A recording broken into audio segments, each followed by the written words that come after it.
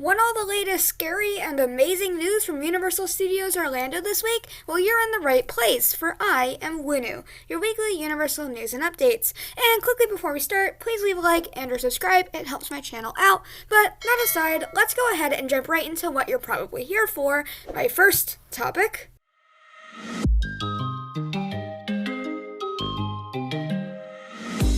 Halloween Horror Nights, where some crazy stuff has happened, especially for how early in the year it is. It seems that the ghost with the most has decided he wants to make his appeal, because this week, Universal announced that Beetlejuice will be a House of Halloween Horror Nights 30. This page also gave us a ton of other information on the house, such as some official pictures of inside the house, which you can see here.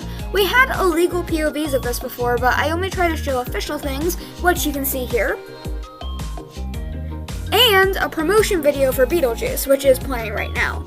I recorded the audio for some reason, but I've muted it because I don't want to be copyright striked, which I was the last time I put Beetlejuice in a video, but you can get the point here.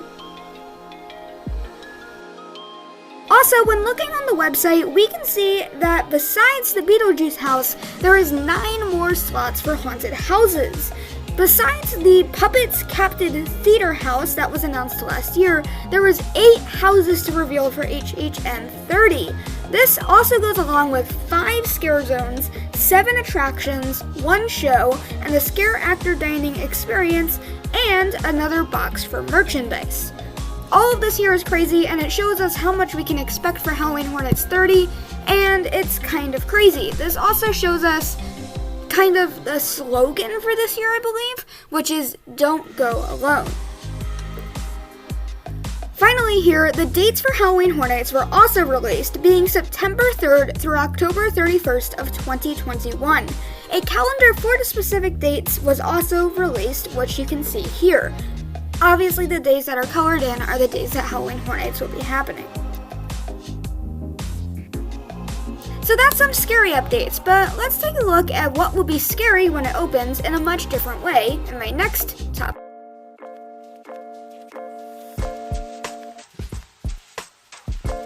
Epic Universe, a topic that is very short but also has some crazy things in it. So this week, it was announced that Epic Universe would resume construction in a press meeting for Universal. This is just insane, as it's been postponed for a very long time, and this is all amazing. However, along with this, they also told us that it was predicted that the park would open in 2025. If you don't know, I'm pretty sure it was originally meant to open in 2023, then moved to 2024, then it was unknown for a while, and now it's 2025. So this has gone a good distance, and I don't know if I have some of those dates incorrect, don't quote me on them. However, it is cool to see this is resuming construction, and hopefully I'll be able to show you guys where and how everything there is once we get to that point. So they're building a ton of stuff for Epic Universe. However, let's look at things that are being built that'll be open a lot sooner in my next topic.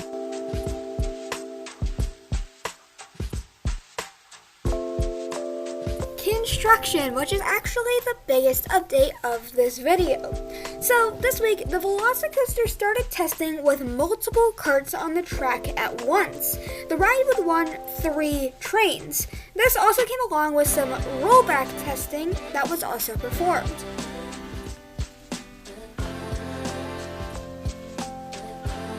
During this testing, sound effects could also be heard from the show building. I don't have any audio of this, however, you can just imagine raptor sounds or anything like that. Also for the Velocicoaster, tape was put out on the entrance. This is probably for painting, but we're not really sure why. However, that would make the most sense as to why it's here.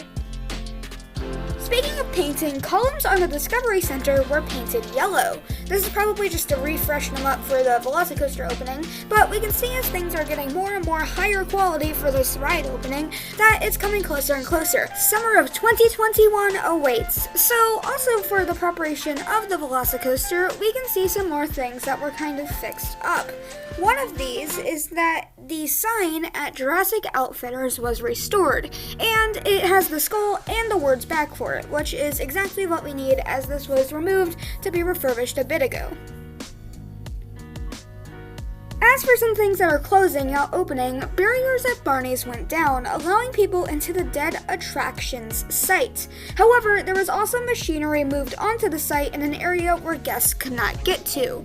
This all just kind of shows that this is permanently closed and really sinks it in. So I'm sorry if you liked this part of the park, but it is more than definitely gone.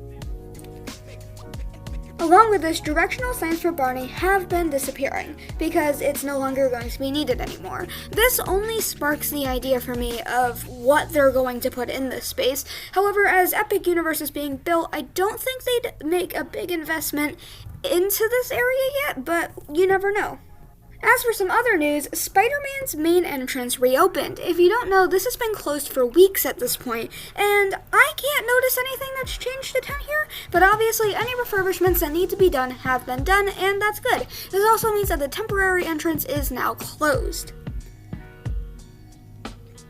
Also, the stage by Hogwarts was walled off. Spider-Man got its walls gone, and Hogwarts' small stage walled off. This is where Triwizard Tournament and the Frog Choir would happen, along with some other things, but those are the main two that happen there, so those will not be happening for a little bit, but once these walls come back down, I'm sure that those shows will return. Also, Rosie's Irish Shop put up garland and shamrocks for St. Patrick's Day. I think this is a little bit early, but however early you need to celebrate works for me. It's never too early to celebrate a holiday. Unless if you're celebrating, like, Christmas or Hanukkah or something now. I think that's a bit early. Over to somewhere else, and we can see that Finnegan's Outdoor Seating received a more permanent-looking metal fence. The area outside here has gone through many different changes, like bushes and not as permanent looking fences, so this is probably the most permanent of them all. Finally, some foliage was added by the Hogsmeade balcony. Really, nobody knows whatever happens at this balcony anymore, because anything that's happened here is not permanent. However, I don't think that this one will be permanent. So that's a bunch of news on construction. However, we can look at some all-over news in my next topic.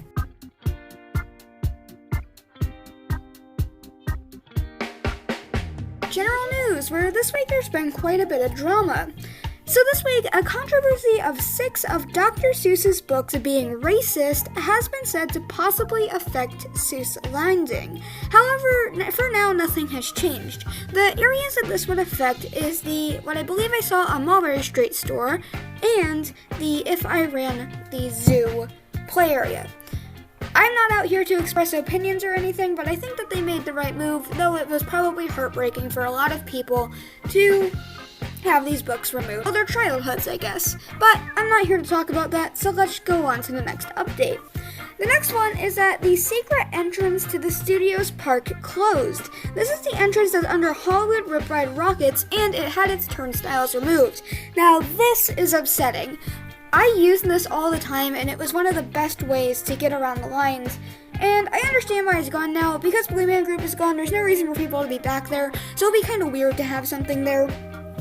Plus, it's probably going to become an active construction site soon, so this needed to go at one point or another. However, as disappointed as I am, I see the need for it. Team members now have paddles to mark the entrances to rides on busy days. They also used paddles at Forbidden Journey for the lockers. These paddles are very helpful, as when the rides have to be socially distanced, it can be very difficult to see where the entrance of the line is because, well, it's just difficult to see. However, paddles like this help, and in the Forbidden Journey where people might not know where the new lockers are.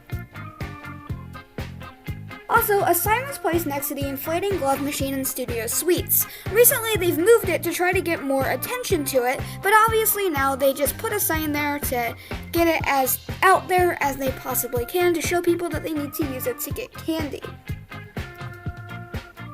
Finally, on nights when cinematic celebrations happened, there were signs telling guests where and when to go see it so nobody would miss this show. And Cinematic Celebrations is such a great show, which, speaking of which, we can see people who will more than likely agree with me or have at least seen it a bunch of times in my next topic.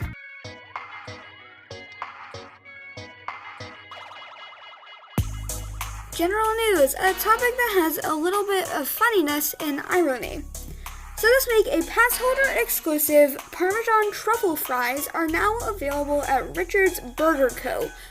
I have no clue how these would be. I don't know if I've actually ever had truffle, and I know that's a statement that might make some people angry, but I'm going to try it at some point. I can say that. Also, the Green Eggs and Ham button was released. This was obviously the button for this month due to it being Dr. Seuss's birthday, but because of all the dramas that's been happening, that's kind of what makes this ironically funny. So I said this was my second to last topic, or actually I didn't, but it is. So let's go ahead and move straight on to my last topic.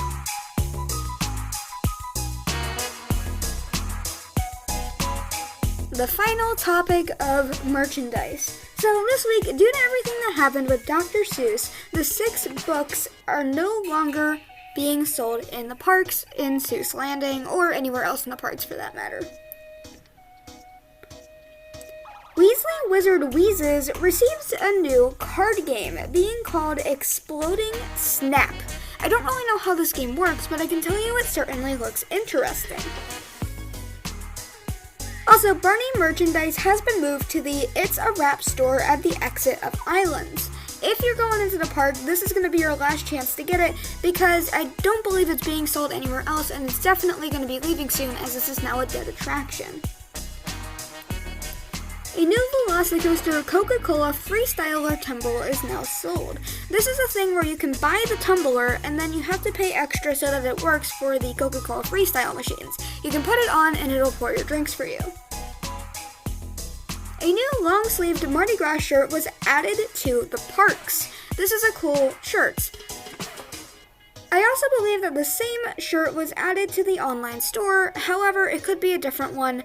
I don't really know because I haven't looked at the pictures in a bit, but there was a Mardi Gras shirt added to the online store. And finally, Halloween Horror Nights Icons banners were being sold in the Williams of Hollywood prop shop. So, if you're interested in something like this, definitely go in now because this is going to be sold out pretty soon, I assume, because of how many HHN lovers there are.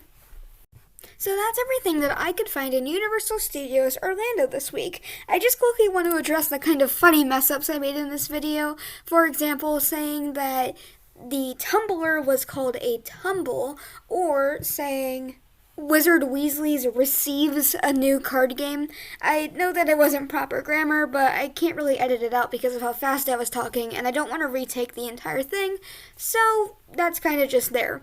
But anyways, thank you so much for watching, and you all are legends. And with all that said and done, this is Winu, signing off.